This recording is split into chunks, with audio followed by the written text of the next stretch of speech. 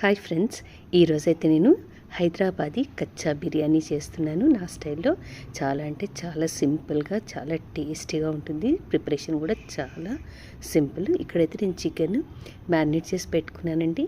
కొంచెం ఉప్పు, కొంచెం పసుపు, ఫ్రెష్గా నూనె, అల్లం వెల్లుల్లి పేస్ట్, కొంచెం పెరుగు, చికెన్కి సరిపడా కారం వేసి ఒక 2 అవర్స్ మ్యారినేట్ చేసి పక్కకు పెట్టుకున్నాను. ఇక్కడైతే ఉల్లిపాయలు ఇలా సన్నగా తరుక్కొని ఫ్రై చేసుకుంటున్నాను. హై ఫ్లేమ్ మీద ఎప్పుడు ఫ్రై చేయకూడదండి. మీడియం ఫ్లేమ్ మీదనే మనం ఉల్లిపాయలు అనేది ఈ కలర్ వచ్చేదాకా ఫ్రై చేసుకోవాలి.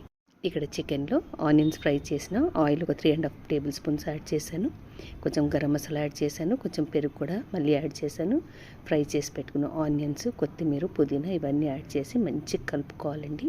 ముక్కలకి మంచిగా అంటేటట్టుగా కలుపుకొని మూత పెట్టుకొని పక్కకు పెట్టుకోవాలి.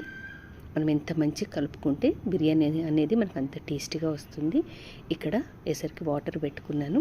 వాటర్లో కొంచెం నూనె, కొంచెం ఉప్పు, కొంచెం కొత్తిమీర, పుదీనా, హోల్ గరం మసాలా, ఫ్రెష్ అల్లం వెల్లుల్లి పేస్ట్ వేసుకున్నాను. నీళ్ళు ఎసరు రాగానే బిర్యానీ రైస్ 10 మినిట్స్ బిఫోర్ నానబెట్టుకున్న రైస్ వేసేసాను. 70% మనం కుక్ చేసుకోవాలి. ఎప్పుడైనా బిర్యానీ రైస్ ఒక 10 నిమిషాలు కానీ ఎక్కువ నానబెట్టకూడదు. నేను ఇలా డ్రైన్ చేసుకొని వాటర్ అంతా ఇప్పుడు ఇందులో కొత్తిమీర, పుదీనా, ఫ్రై చేసిన ఆనియన్స్ వేసుకొని రైస్ అంతా ఇట్లా ఈవెన్గా స్ప్రెడ్ చేసుకోవాలి. ఇప్పుడు మళ్ళీ ఇంకొక లేయర్ కూడా అలానే ఆనియన్స్, కొత్తిమీర, పుదీనా వేసుకొని ఇలా ఈవెన్గా రైస్ అనేది స్ప్రెడ్ చేసేసుకున్నాను. రైస్ వేయకముందే చికెన్లో కారం, ఉప్పు కరెక్ట్గా ఉందని ఒకసారి చూసుకోవాలండి.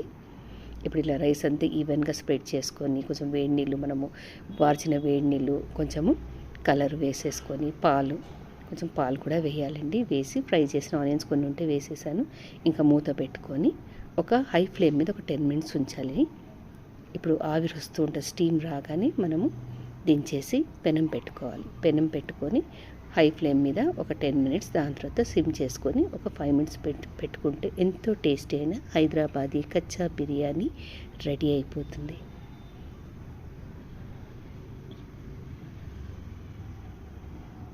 ఇంకా ఫైనల్గా ఇక్కడ నెయ్యి వేస్తున్నానండి. నెయ్యి వేసి ఈవెన్గా స్ప్రెడ్ చేసుకోవాలి.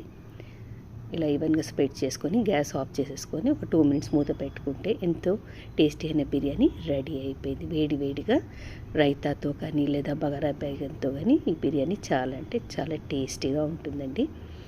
ఈ టైం టేకింగ్ ప్రాసెస్ అంటే ఉట్టి ఆనియన్స్ ఫ్రై చేయడమే. నేను చేసిన ఈ హైదరాబాదీ కచ్చా బిర్యానీ మీకు నచ్చితే తప్పకుండా లైక్ చేయండి, షేర్ చేయండి అండ్ సబ్స్క్రైబ్ చేసుకోండి ఫ్రెండ్స్, ప్లీజ్.